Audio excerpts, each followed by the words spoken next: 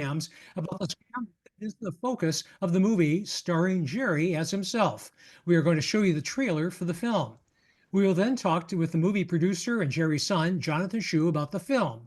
Then talk with Jason Collom, our fraud and scam expert, about how these scams work, how to protect yourself, and what to do if you or a loved one becomes a target of a scam. So, Sophie, let's go ahead and roll the trailer. 欧姐呢？这一路上没有人跟踪，银行里面门口没有警卫，我想安全。好，那你现在进去吧。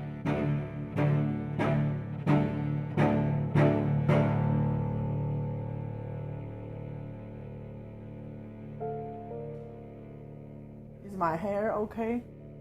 有没有听到这种 whole nonsense story？ 有的人太老了，完没人讲话，他编出一大堆故事。 My name is Jerry. I came to America in 70s. I worked as an engineer for 40 years. I support my family by working hard and save money. But 1 year after I retired, I received a phone call.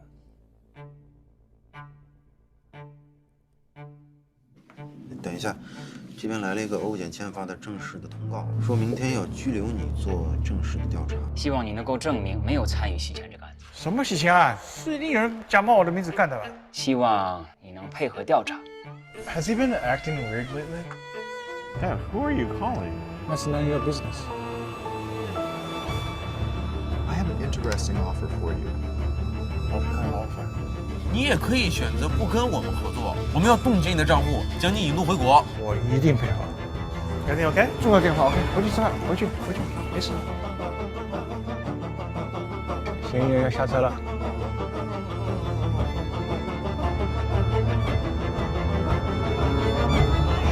This is all your fault.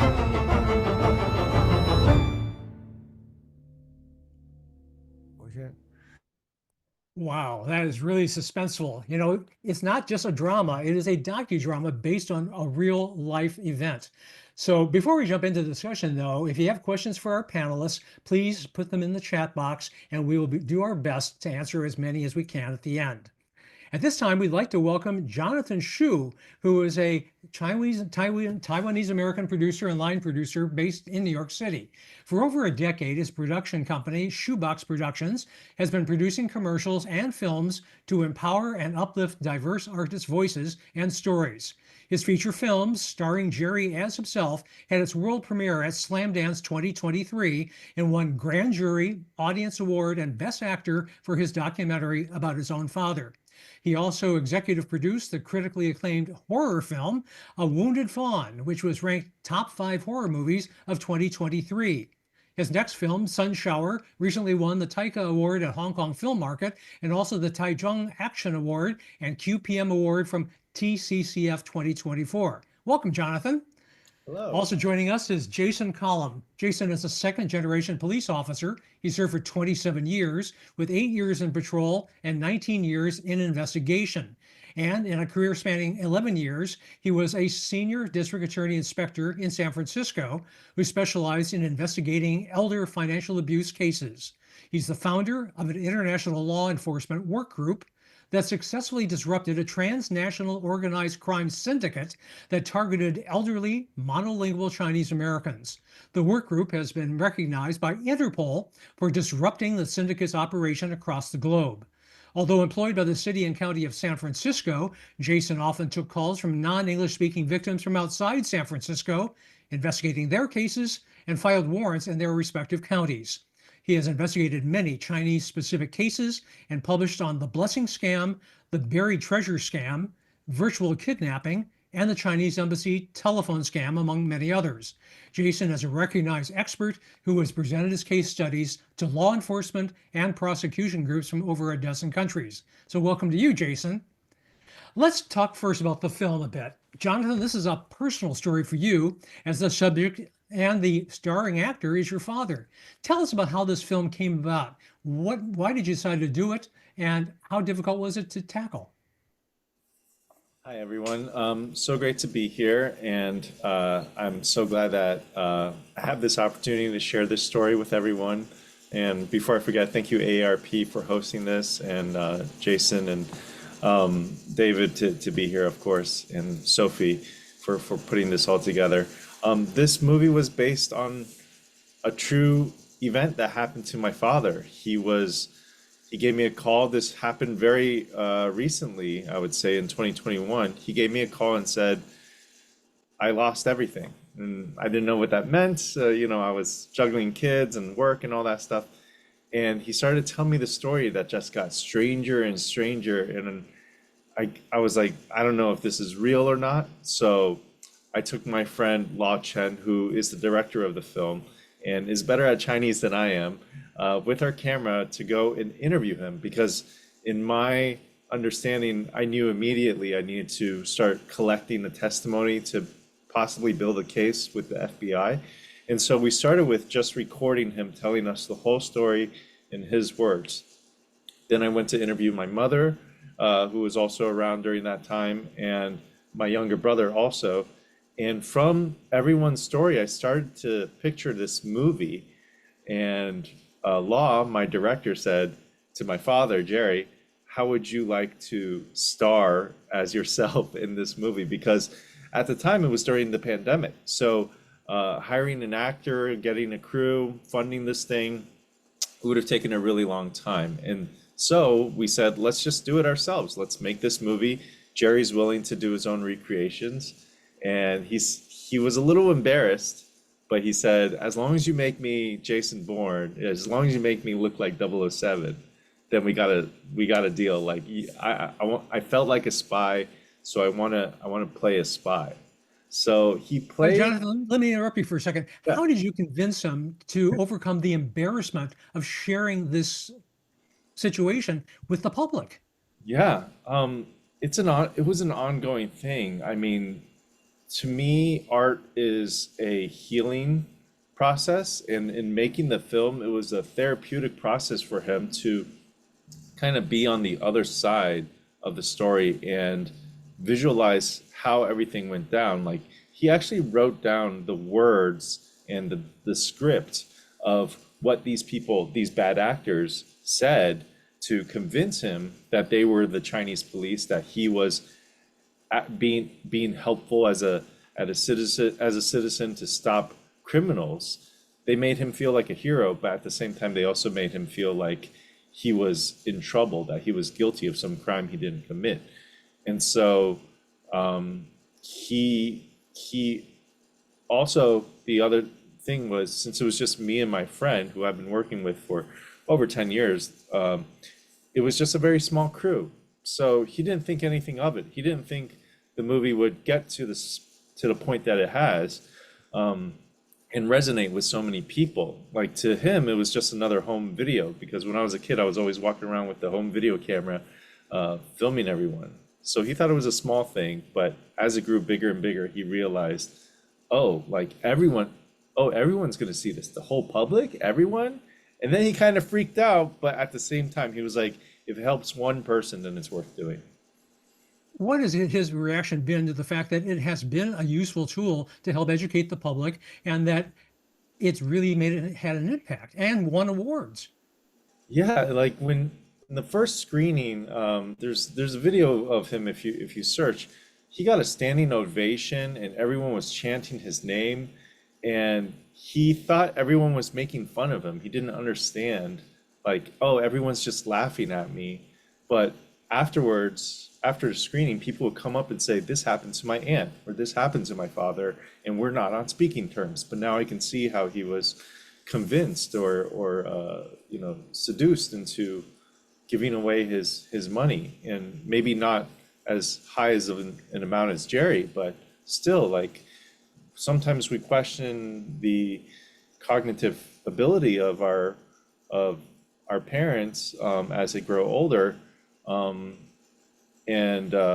But these people are very convincing. They have a script. They know exactly the pain points to hit. And so Jerry did eventually come to terms that he was helping people, after enough people were coming up to him after the screenings to tell him, now I know how to talk to my parents. Now I know how to talk to my parents to either try to prevent this or because it's already happened, how to express understanding that this happened to them, that they were a victim.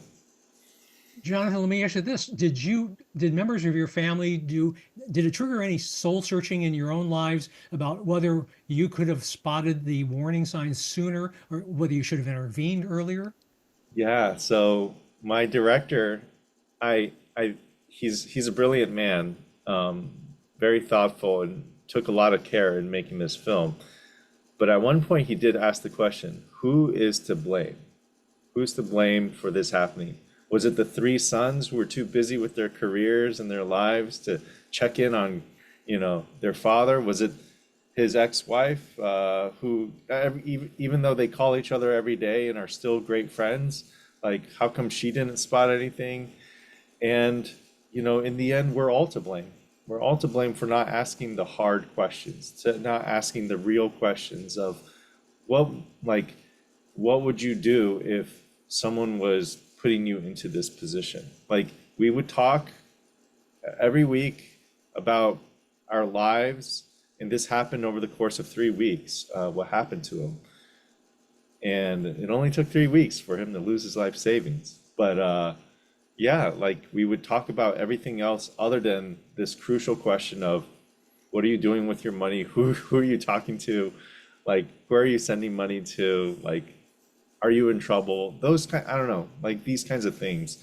And so we can't really point the finger of guilt at anyone. I think overall we got through it as a family, and now we understand like how to communicate with each other better and how to teach hopefully others to do the same way. Now, in the film, you went to great pains to show the dialogue between the bank representative and your father.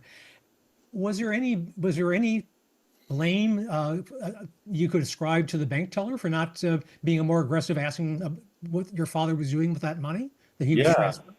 yeah, I feel really, really angry at how a bank, an institution, could allow a man who saves and scrimps every penny of his life, didn't go on vacations, and made sure like his kids were taken care of and went to a good college and all of that, and saved up for his retirement. How they could just let someone give $1 million away over 3 weeks? Like, how do you do that? Like, without stopping them or putting a red flag or calling somebody that he would know to prevent that?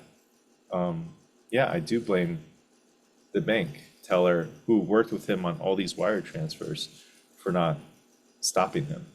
And we will talk to Jason about that a little bit later on, because I think there's some important details that we need to talk about when it comes to so-called mandated reporters, and we'll talk about that in a bit. What about the money? Your father lost, I believe, $988,000. The money was never recovered. How did it change his life? How did it change your family's life? So, unfortunately, he doesn't live in America anymore because it's just too expensive. His eventual retirement plan was to move to Taiwan at some point, but this kind of fast-tracked everything for him to move back because cost of living is much lower in Taiwan. He wanted to spend time with his grandkids. He wanted to rent a mobile home, or not a mobile home, what do you call it? The large an RV, and do a cross-country trip. That was his retirement plan. Pandemic hits, and then he's stuck on the phone with these scammers calling him. So that's kind of like the perfect storm of what happened. And I imagine what happened to many people during the pandemic. So he didn't get to enjoy his retirement. He had to leave America.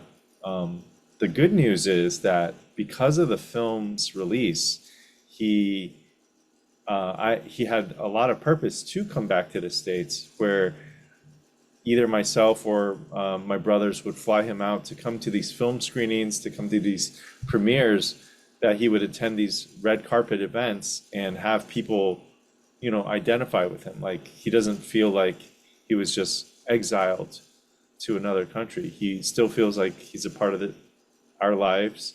as a result of the film. What impact have you seen that has grown out of the film in terms of education and in terms of getting more people to acknowledge what has happened to them, or efforts to try to educate people to not to become victims themselves?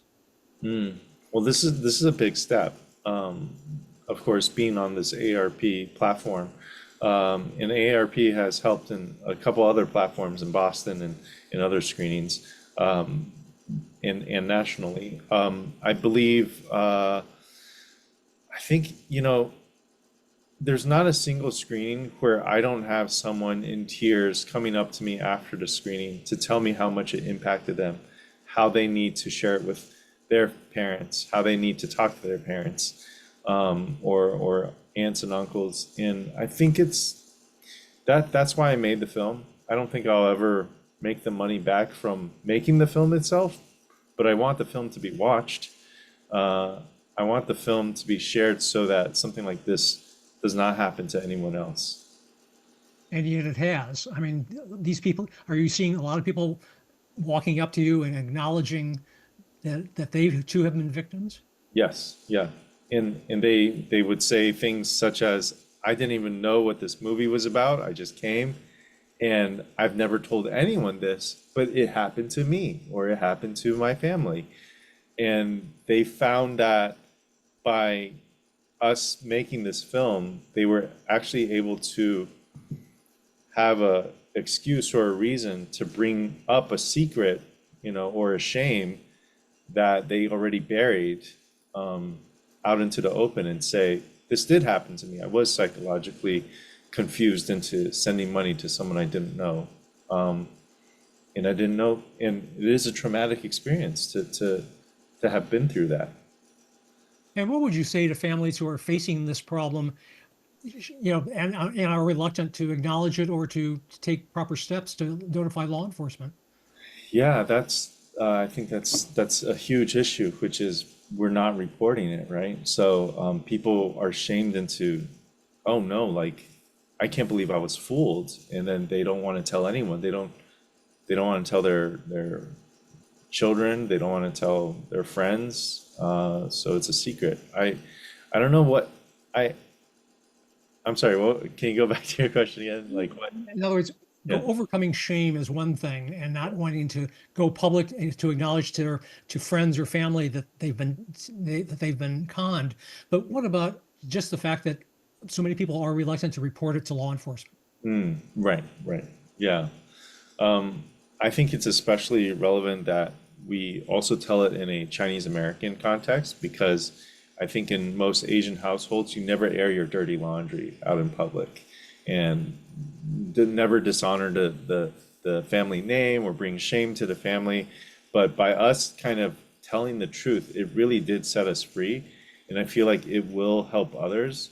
And so notifying law enforcement, letting them know this happened, there might be a chance, I don't know, Jason can talk on this more, that they will catch them.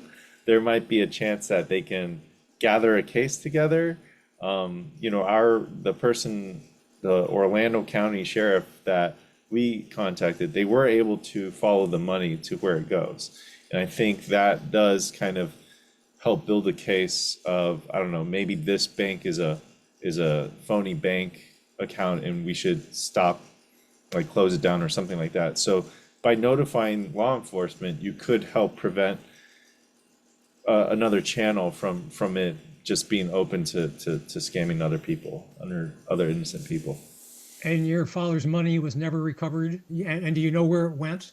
Yeah, so it went from Florida to a bank, probably in California, like a legitimate bank, and then from there it went to Hong Kong, and from Hong Kong it went to Shanghai, where it was converted into crypto, and from there they can't trace it. Okay. Well, this is a perfect segue to now turn to Jason and to talk a little bit more about, well, let's first talk about this last subject, reluctance to report it to law enforcement. What do you say to that? It is an issue. I have seen that firsthand. I deal with victims and their families on a firsthand basis. I'm not behind the desk reading reports type of detective. So I contact them, and a lot of times they are ashamed.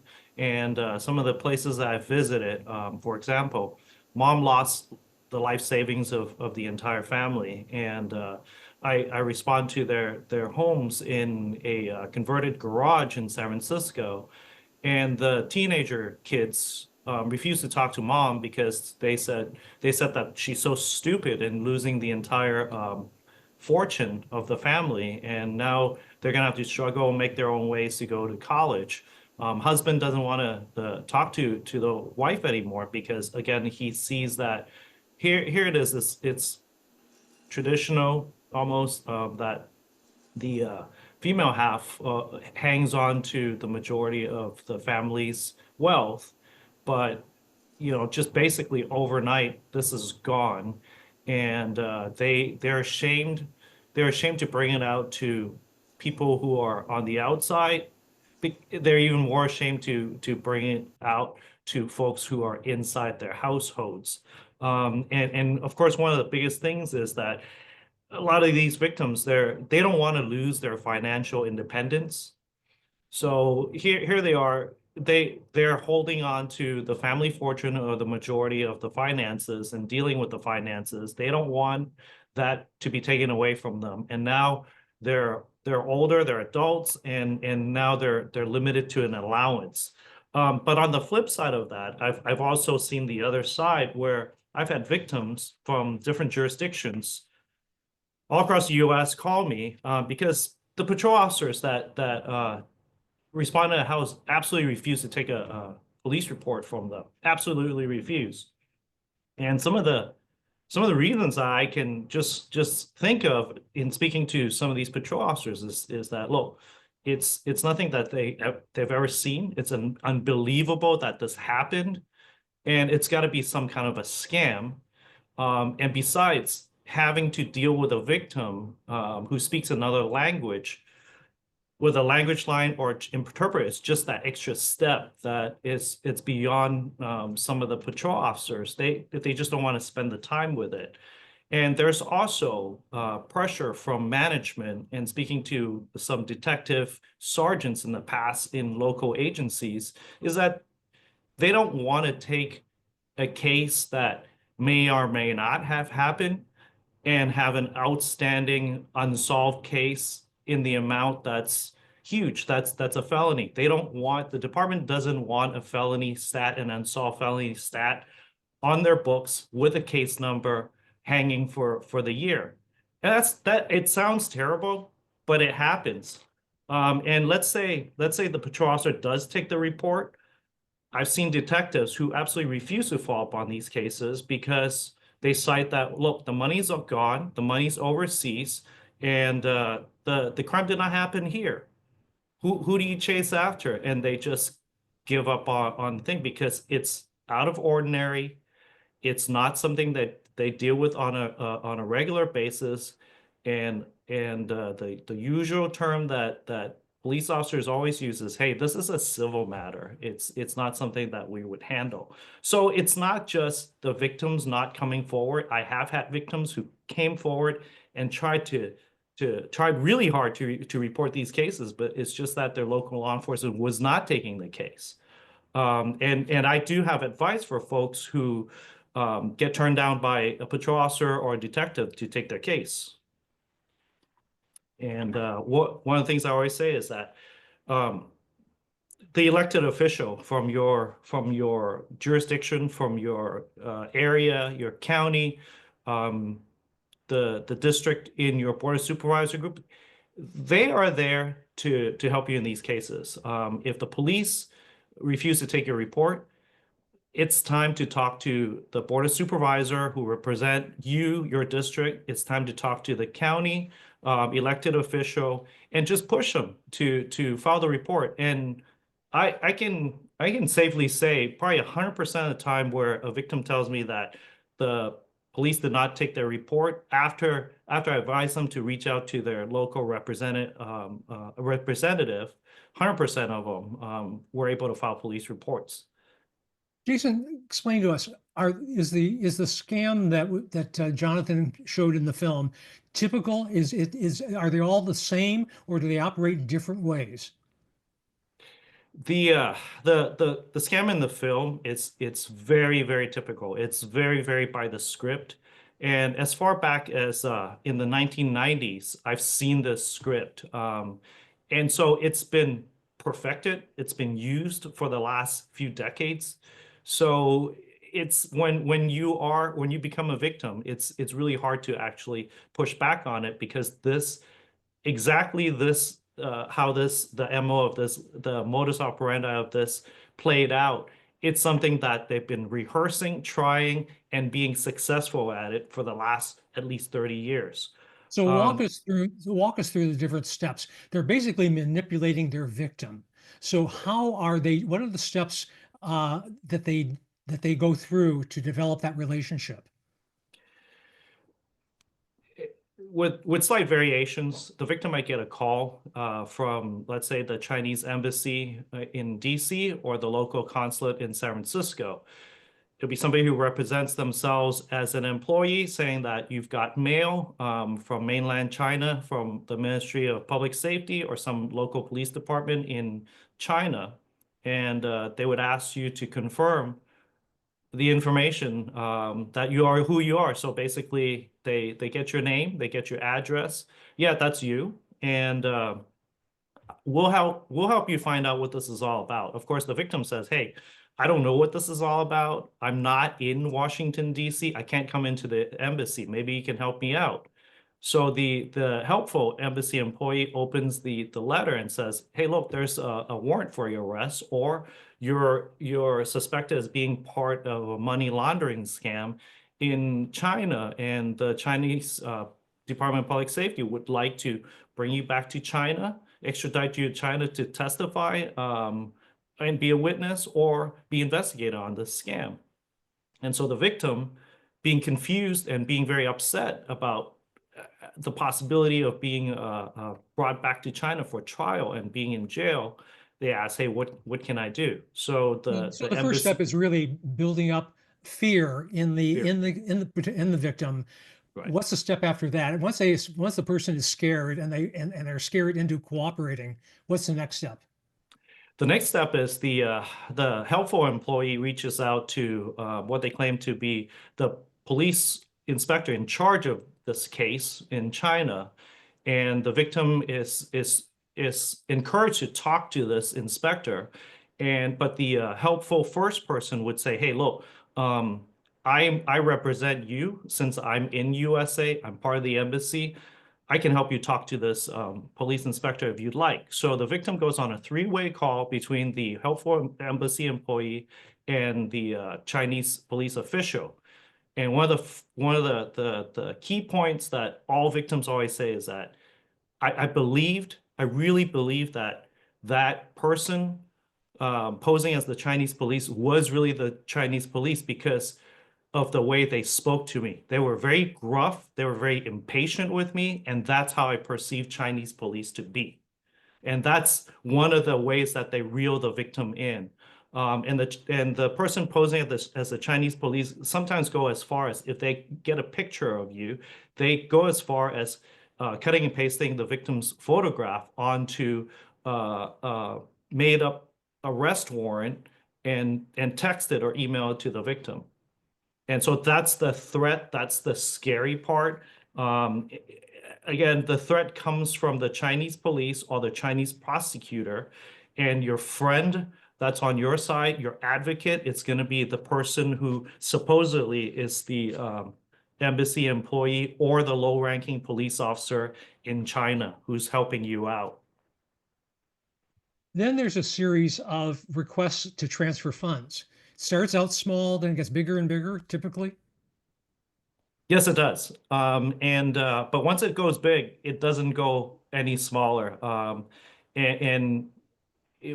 what we've seen is that it starts out really small, but it gets large really quickly. Going back to Jerry's experience, in a matter of 3 weeks, he lost his entire fortune. I had a victim in San Francisco, highest loss in this type of case that I've ever investigated. Just between April and May of 2018, she lost $2.9 million. And part of that is she refinanced 2 rental properties and took out HELOCs, the loans against her property, to send off to the scammers. Again, And is a very and typically short the period. promise is made, you'll get your money back. Of course, of course. But then what happens to that money that is wired or transferred?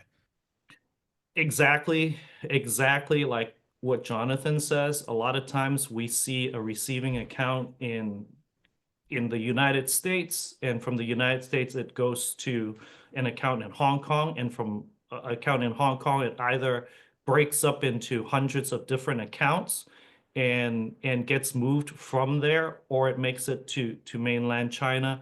But in the more recent years, we've seen less of the bank's involvement and more of the money going straight to cryptocurrency, making tracking and retrieving the money a lot harder. When people do report this to law enforcement, what are the odds of ever getting that money back?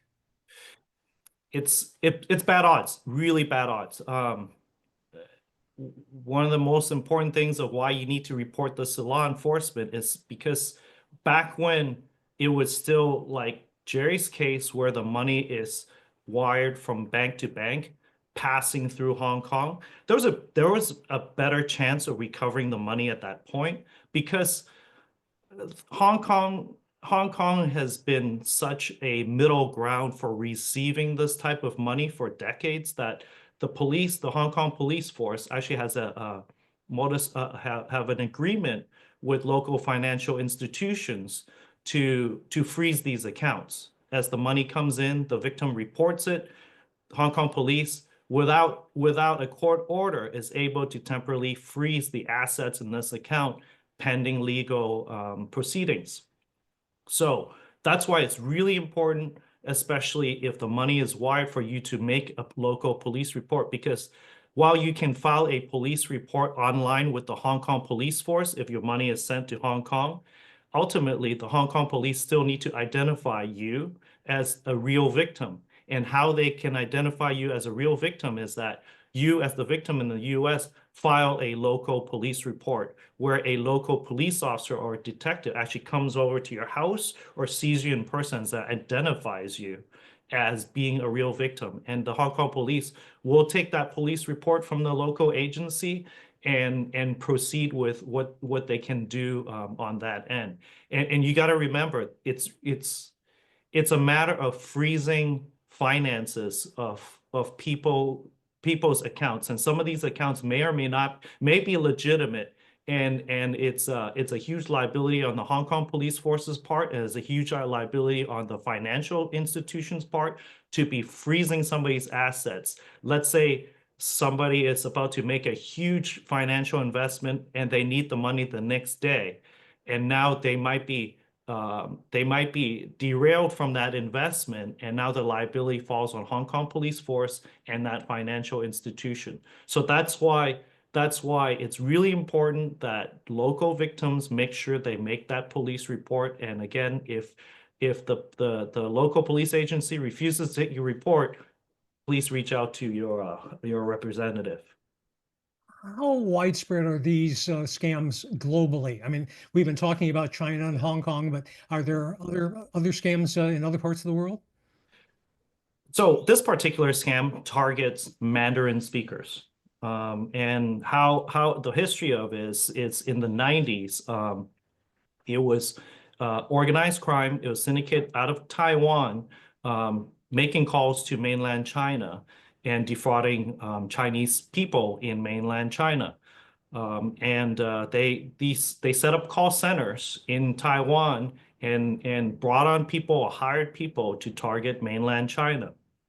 And as the years progressed, in probably the around 2008, 2009 in post-colonial Hong Kong. And why is it really important? We're talking about post-colonial Hong Kong. This is a dozen years after the handover from England to China.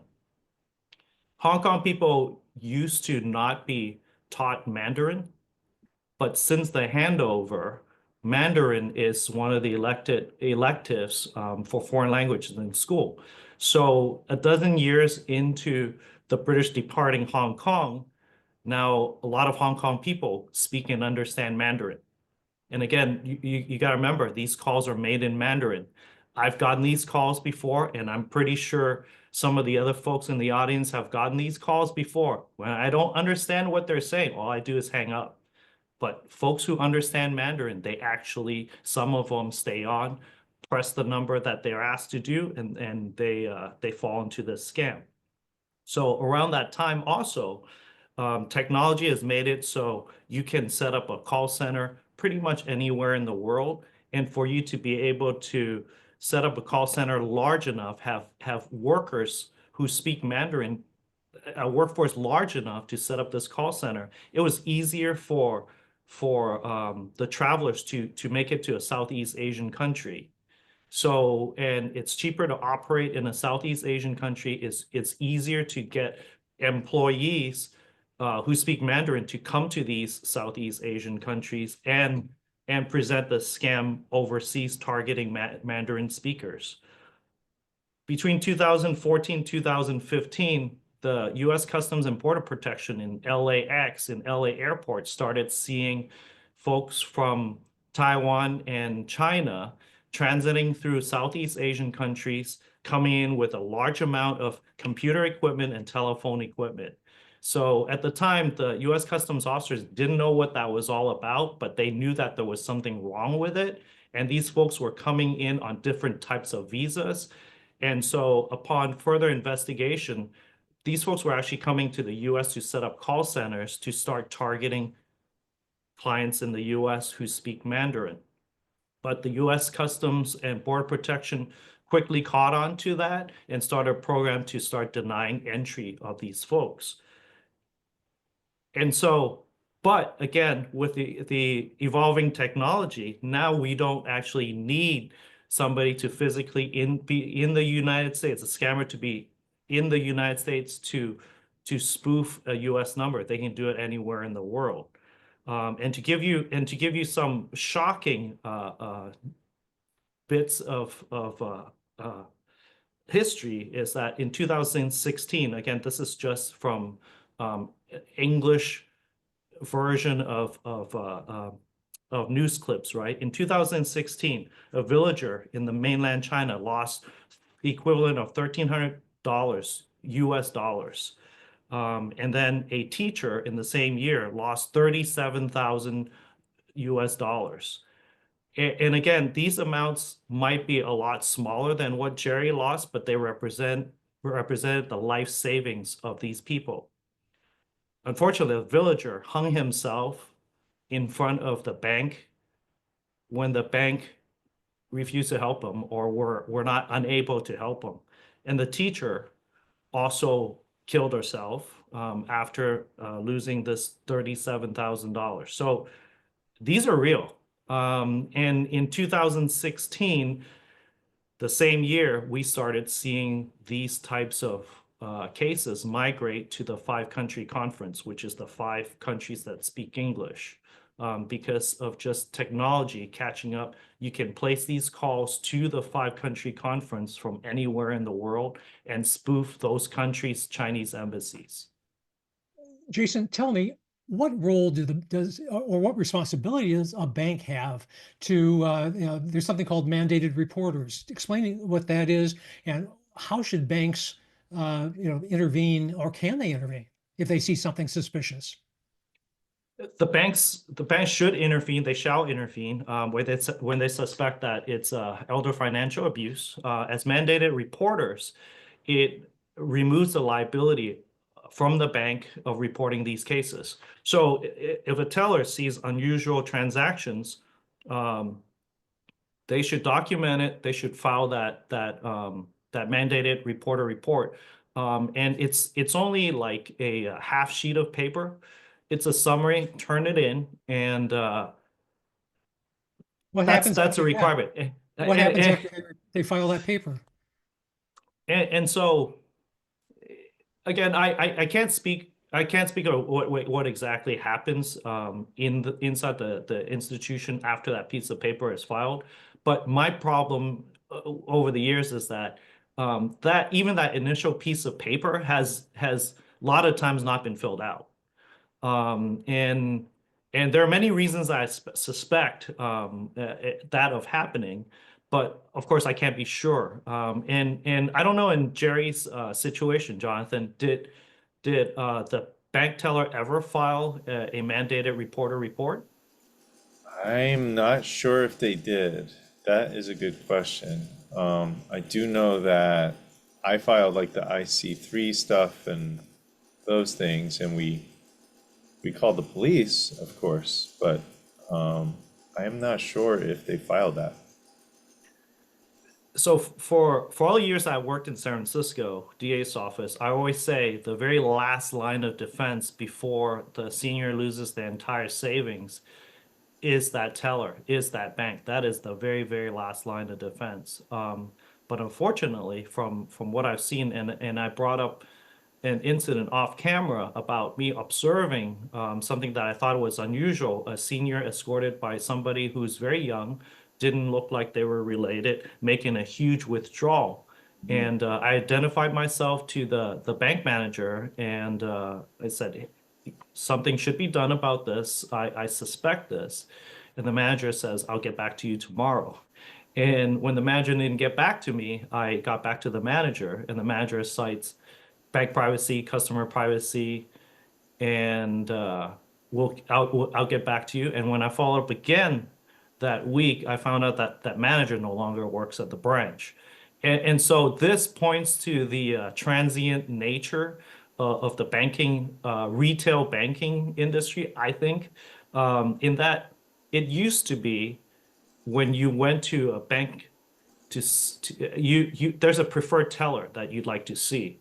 And especially for somebody who doesn't speak English, you would probably like to see the teller who speaks your language. And that teller is probably the only one who's going to be there on certain days, and you would actually skip all the other tellers and talk to the teller.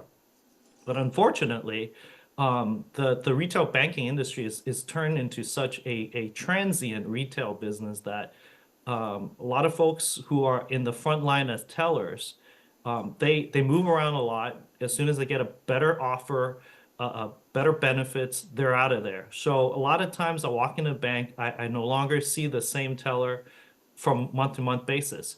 So if a new teller doesn't see that senior, that elderly's pattern of life, when they come in for withdrawal, how much they withdraw, how much they put in, what their regular ins and outs are, they wouldn't be able to spot it and spot that there's a problem. But again, you got to remember also, these scams have been perfect. This particular scam has been perfected since the 90s. The victims are coached. They are coached by the scammers on what to say to the tellers. And I think Jonathan, in Jonathan's film, his father, it was really good. The teller did do his due diligence and ask the right questions. Well, But Jerry was coached. that was actually made up because he Oh, did not ask those questions. interesting. In the film, we did want to create a sense of conflict that Jerry is digging a hole deeper and deeper for himself. And so we wish that teller did ask those questions, but no, in real life, that teller did not ask those questions. And also, like you said in the previous example, after my father and my brother went to the bank to question, how could you allow this to happen to my father, to send so much money? The next day, that teller was gone. When we tried to confront them again with police, that teller was no longer there. Let me interrupt here for a second. Then it's really, this underscores the fact that it's really important for family members to intervene.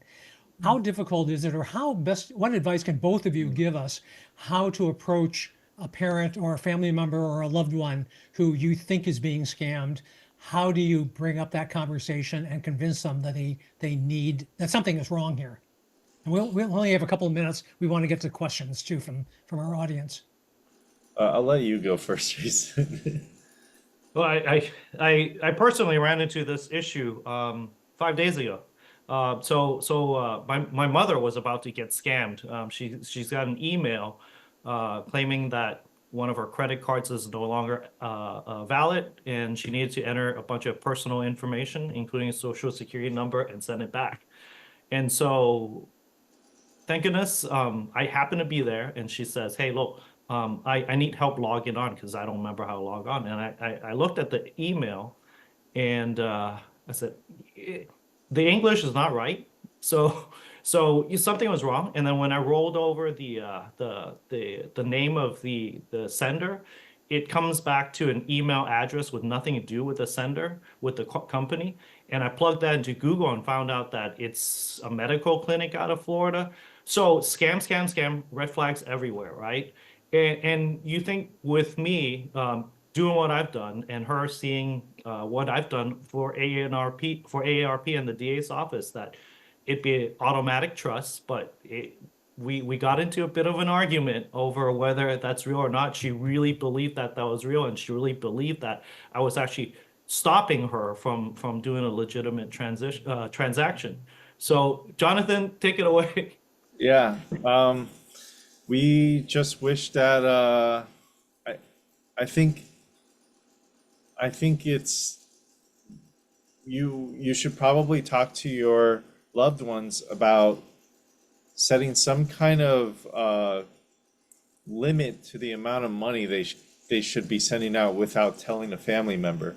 Like if they send more than $5,000 or $25,000 or whatever scale your family moves money around, have a discussion, call each other and say, I just saw this crazy scam movie, or I just saw this crazy movie, you should go watch it, and let's have a discussion about what is a reasonable amount of money that you should be giving, that you should have total autonomy over, and how much should be the limit where I need to ask for your advice. Because as you get older and as technology progresses, like I am available for you, mom, dad, uncle, whoever. Like just let them know they are not stupid for not knowing how to do certain things. Like technology is leaving a lot of people in the dust. And so if they have a question, just ask. Like I think that's what my mom and my dad were afraid that I was gonna be frustrated being their IT help, you know? But I'm not. I'm happy to help them get into their bank account or whatever it is. You know, just let them know if anything seems fishy, like a returned Amazon package or some stranger is messaging you that you can't recall how you guys met. Like just ask a trusted loved one to guide you through it and to just be your two-factor authentication in a sense. Jonathan and Jason, thank you so much. We're going to turn things over now to Sophie, who's fielding all the questions. We've gotten lots of questions from our audience. Thank you, David. Thank you, Jason and Jonathan as well. Amy asks, how often are funds recovered in overseas or romance scams? Very minimal. Are romance scams typical in overseas scams as well? It's very typical. Romance scams are on the same popularity or with the scammers as the embassy telephone scam. And we did see an increase of that type of scam during COVID and post-COVID, when folks tend to be more sticking to their devices and their laptops and being isolated and being at home. Oh, that's so sad. Eric also asks a different question, also related to romance relationships. Is there a role for the federal government to follow up on these type of scams like the FBI or CIA? Unfortunately, both his wife's sister and brother fell victim to romance scams. Yeah, so the FBI's IC3 that fields the complaints, and as you can imagine, it's a lot of reports from all over the U.S. and also the territories of U.S. and how the FBI vets those reports. I don't know, but it is their responsibility. They do have agents that are assigned to embassies and consulates in countries that are connected to these types of crimes. But again, how effective they are and how much cooperation from the locals that they get, it varies. Thank you so much. I'm going to turn it back to you, David. Thank you, Sophie. Well, we are out of time, but we also want to share some valuable resources that AARP has for you. The most important link is to the Fraud Watch Network. It's aarp.org/Fraud Watch Network. It will lead you to a variety of resources. Now, if you need to talk to a person to help you figure out what to do, you can always reach out to the helpline operated by the Fraud Watch Network. They have trained operators to walk you through the next steps. They can be reached at 1-877-908-3360. Finally, a very big thank you to our speakers, Jonathan and Jason, to our AARP staff and the volunteers, and for all of you for joining us today. This now concludes today's program.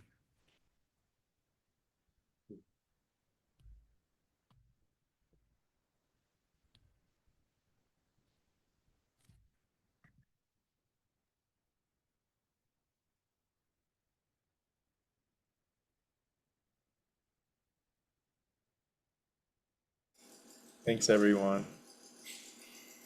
And I just want to say, yeah, please follow us on Instagram if possible and share the film to others. We are an independent film. We don't have a giant marketing budget. So please share the link to the ARP screener or find us on Google, YouTube, Apple TV, Amazon. Thank you. Thanks so much for being with us today, Jason, Jonathan, and David. This does conclude today's program. Again, if you'd like to know more about the film, you can check it out on the Perfect Scam podcast with AARP Fraud Watch program. And then also we put in the chat the hotline. It is available to you Monday through Friday, and trained volunteers and staff are there to take your calls and walk you through the process, whether it's to report a crime or to get some advice as to next steps. They also offered some counseling as to what to do if you or a loved one falls victim. Thank you again, everyone.